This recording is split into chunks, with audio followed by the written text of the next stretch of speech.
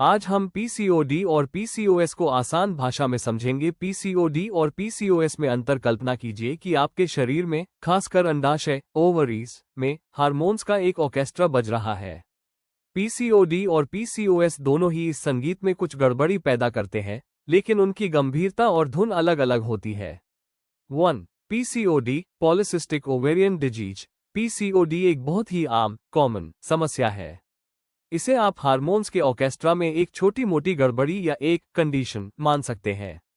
क्या होता है? जब किसी महिला को पीसीओडी होता है तो उसके अंडाशय समय पर पूरी तरह से परिपक्व मैच्योर अंडे जारी नहीं कर पाते हैं। ये अपरिपक्व अंडे अंडाशय पर छोटी छोटी गांठों सिस्ट के रूप में जमा हो जाते हैं। कारण: इसका मुख्य कारण अक्सर खराब जीवन शैली जैसे तनाव, अनियमित खान-पान, मोटापा और हार्मोनल असंतुलन होता है। गंभीरता और प्रजनन: पीसीओडी कम गंभीर होता है। इसमें पुरुष हार्मोन एंड्रोजन का स्तर हल्का फुल्का ही बढ़ता है। अच्छी बात यह है कि पीसीओडी से पीड़ित लगभग 80% महिलाएं थोड़ी सी मदद, सही डाइट और दवाइयों से गर्भवती हो सकती हैं। जोखिम: इसके दीर्घकालिक लॉन्ग टर्म गंभीर स्वास्थ्य जोखिम जैसे डायबिटीज कम होते हैं और इसे मुख्य रूप से जीवनशैली में बदलाव से ही नियंत्रित किया जा सकता है। 2. PCOS polycystic ovary syndrome. PCOS एक गंभीर समस्या है। इसे हार्मोन्स के ऑर्केस्ट्रा में एक गंभीर विकार डिसऑर्डर या एक सिंड्रोम माना जाता है, जो केवल अंडाशय तक सीमित नहीं रहता बल्कि पूरे शरीर के मेटाबॉलिज्म चयापचय को प्रभावित करता है। क्या होता है? पीसीओएस से पीड़ित महिलाओं के शरीर में पुरुष हार्मोन्स एंड्रोजन का उत्पादन बहुत अधिक बढ़ जाता है। यह एक गंभीर मेटाबॉलिक चयापचय समस्या है जिसका अक्सर संबंध शरीर द्वारा इंसुलिन का सही उपयोग न कर पाने से होता है, जिसे इंसुलिन प्रतिरोध कहते हैं। गंभीरता और लक्षण: यह अधिक गंभीर होता है। पुरुष हार्मोन्स की अधिकता के कारण चेहरे और शरीर पर अत्यधिक बाल आना, गंभीर मुहासे एक्ने और मासिक धर्म पीरियड्स का महीनों तक बंद रहना जैसे लक्षण ज्यादा स्पष्ट होते हैं। प्रजनन: पीसीओएस में एंड्रोजन बहुत अधिक होने के कारण अंडाणु का निकलना ओव्यूलेशन लगभग बंद हो जाता है। इसलिए पीसीओएस बांझपन इनफर्टिलिटी का एक प्रमुख कारण है और इसमें गर्भधारण करना पीसीओडी की तुलना में बहुत कठिन होता है। जोखिम: यह एक दीर्घकालिक स्वास्थ्य समस्या है। यदि इसका ठीक से इलाज न किया जाए तो इससे डायबिटीज, मधुमेह, हृदय रोग, उच्च रक्तचाप, हाइपरटेंशन और गर्भाशय के कैंसर, एंडोमेट्रियल कैंसर जैसी गंभीर बीमारियां होने का खतरा बढ़ जाता है।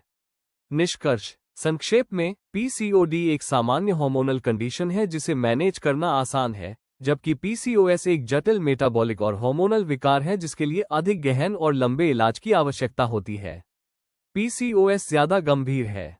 मैं आपको पीसीओडी और पीसीओएस के बारे में 3 और महत्वपूर्ण बातें बताना चाहूंगा जो अक्सर लोगों को नहीं पता होती, ताकि आप इन स्थितियों को बेहतर तरीके से समझ सकें। पीसीओडी पीसीओएस के बारे में 3 अतिरिक्त महत्वपूर्ण बातें। 1. ये केवल सिस्ट की समस्या नहीं है। नाम में पॉलीसिस्टिक ओवरी शब्द होने के कारण लोगों को लगता है कि यह सिर्फ अंडाशय ओवरीज में गांठ सिस्ट्स बनने की बीमारी है। लेकिन सच्चाई ये है, वे गांठें जिन्हें हम सिस्ट कहते हैं, वास्तव में सिस्ट नहीं है। वे छोटे छोटे फॉलिकल्स हैं जिनमें अपरिपक्व अंडे होते हैं और जो हार्मोनल असंतुलन के कारण ठीक से विकसित नहीं हो पाते हैं। पीसीओएस मुख्य रूप से एक हार्मोनल और मेटाबॉलिक चयापचय समस्या है जिसमें अंडाशय का शामिल होना सिर्फ एक लक्षण है। समस्या की जड़ अक्सर इंसुलिन रेजिस्टेंस में होती है, न कि केवल सिस्ट में। 2. इंसुलिन रेजिस्टेंस का मुख्य रोल। पीसीओएस वाली कई महिलाओं में शरीर की कोशिकाएं इंसुलिन हार्मोन के प्रति ठीक से प्रतिक्रिया नहीं करती है। इसे इंसुलिन रेजिस्टेंस कहते हैं। जवाब में शरीर अधिक इंसुलिन बनाता है। ये बढ़ा हुआ इंसुलिन अंडाशय को ज्यादा पुरुष हार्मोन एंड्रोजन बनाने के लिए प्रेरित करता है। यही एंड्रोजन का बढ़ा हुआ स्तर अनियमित पीरियड्स, चेहरे पर बाल, मुहासे, एक्ने और वजन बढ़ने जैसी समस्याओं का कारण बनता है। इसलिए पीसीओडी पीसीओएस के प्रबंधन में अक्सर इंसुलिन के स्तर को नियंत्रित करना एक बहुत जरूरी कदम होता है। 3. जीवनशैली का प्रभाव बहुत बड़ा है। भले ही पीसीओएस एक जटिल हार्मोनल विकार है, लेकिन जीवनशैली लाइफस्टाइल में बदलाव दवाइयों जितना ही प्रभावी हो सकता है, खासकर पीसीओडी के मामलों में। वजन प्रबंधन, वेट मैनेजमेंट, शरीर के वजन में सिर्फ 5-10% की कमी भी इंसुलिन संवेदनशीलता सेंसिटिविटी में सुधार कर सकती है और हार्मोनल संतुलन बहाल करने में मदद कर सकती है, जिससे ओव्यूलेशन फिर से शुरू हो सकता है। आहार, डाइट, कम ग्लाइसेमिक इंडेक्स, लो घी वाले खाद्य पदार्थ जैसे साबुत अनाज, फलियां, हरी सब्जियां खाने से इंसुलिन और एंड्रोजन का स्तर नियंत्रित रहता है। व्यायाम, एक्सरसाइज, नियमित शारीरिक गतिविधि, खासकर प्रतिरोध प्रशिक्षण रेजिस्टेंस ट्रेनिंग भी इंसुलिन संवेदनशीलता को बेहतर बनाती है। याद रखें, दोनों ही स्थितियों में एक सही डॉक्टर, स्त्री रोग विशेषज्ञ या एंडोक्राइनोलॉजिस्ट से मिलकर व्यक्तिगत उपचार योजना बनवाना सबसे महत्वपूर्ण है। पीसीओडी और पीसीओएस के प्रबंधन मैनेजमेंट में आहार, डाइट और व्यायाम एक्सरसाइज की क्या भूमिका है, इसे विस्तार से समझते हैं। ये हिस्सा सबसे महत्वपूर्ण है क्योंकि इन दोनों ही स्थितियों में जीवनशैली ही मुख्य उपचार होती है। पीसीओडी पीसीओएस प्रबंधन में आहार और व्यायाम की भूमिका। पीसीओडी और पीसीओएस दोनों ही स्थितियों में सही जीवनशैली अपनाना किसी भी दवाई जितना ही जरूरी होता है, खासकर क्योंकि ये स्थितियां अक्सर इंसुलिन रेजिस्टेंस से जुड़ी होती है। 1. आहार, डाइट की भूमिका। इंसुलिन को नियंत्रित करना। आहार का मुख्य लक्ष्य इंसुलिन के स्तर को स्थिर रखना और वजन को नियंत्रित करना होता है। कम ग्लाइसेमिक इंडेक्स, लो घी वाले खाद्य पदार्थ चुनें। ऐसे खाद्य पदार्थ जो धीरे धीरे पचते हैं और ब्लड शुगर को अचानक नहीं बढ़ाते, वे इंसुलिन रेजिस्टेंस को कम करने में मदद करते हैं। फोकस करें। साबुत अनाज, जौ, ओट्स, ब्राउन राइस, बाजरा, फलियां, दालें और सभी प्रकार की सब्जियां। सीमित करें। सफेद चावल, मैदा, सफेद ब्रेड और मीठे पेय पदार्थ, शुगरी ड्रिंक्स। प्रोटीन को प्राथमिकता दें। हर भोजन में पर्याप्त प्रोटीन शामिल करें। प्रोटीन खाने से पेट भरा रहता है, जिससे अनहेल्दी स्नैक्स खाने की इच्छा कम होती है और यह ब्लड शुगर को स्थिर रखने में भी मदद करता है। उदाहरण: अंडे, पनीर, दही, टोफू, मछली, चिकन और दालें। स्वस्थ वसा, हेल्दी फैट्स शामिल करें। ओमेगा-3 फैटी एसिड सूजन, इन्फ्लेमेशन को कम करने और हार्मोनल स्वास्थ्य में सुधार करने में मदद करते हैं। उदाहरण: अखरोट, बादाम, अलसी के बीज, फ्लैक्स सीड्स, चिया सीड्स और जैतून का तेल, ऑलिव ऑयल। प्रसंस्कृत खाद्य पदार्थ, प्रोसेस्ड फूड्स और चीनी से बचें।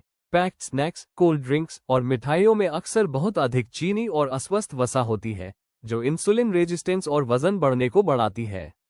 2. व्यायाम एक्सरसाइज की भूमिका।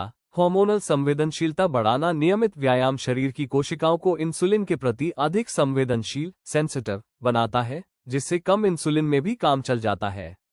Resistance strength training, resistance strength training ये सबसे महत्वपूर्ण है। वजन उठाना या बॉडीवेट एक्सरसाइज जैसे स्क्वैट्स और पुश अप्स करने से मांसपेशियों का निर्माण होता है।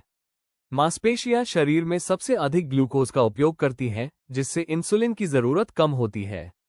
लक्ष्य: हफ्ते में 2 से 3 बार एरोबिक व्यायाम, एरोबिक एक्सरसाइज, तेज चलना, दौड़ना, साइकिल चलाना या तैरना शरीर की चर्बी कम करने और मेटाबॉलिज्म को बेहतर बनाने में मदद करता है।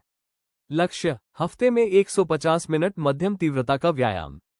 तनाव प्रबंधन, स्ट्रेस मैनेजमेंट, योग, मेडिटेशन या गहरी सांस लेने के व्यायाम, डीप ब्रीदिंग एक्सरसाइजेस, कोर्टिसोल तनाव हार्मोन के स्तर को कम करते हैं, जिसका हार्मोनल संतुलन पर सकारात्मक प्रभाव पड़ता है। याद रखें, उपचार का उद्देश्य केवल लक्षणों को प्रबंधित करना नहीं, बल्कि हार्मोनल और मेटाबॉलिक स्वास्थ्य को जड़ से सुधारना है, और इसमें आहार और व्यायाम की भूमिका केंद्रीय है। वीडियो यहां तक देखने के लिए धन्यवाद। दोस्तों, अगर आपको वीडियो अच्छी लगती है तो वीडियो को लाइक कर दे और हमें सपोर्ट करने के लिए चैनल को सब्सक्राइब कर दे। यकीन मानिए दोस्तों, हमें सपोर्ट की बहुत जरूरत है।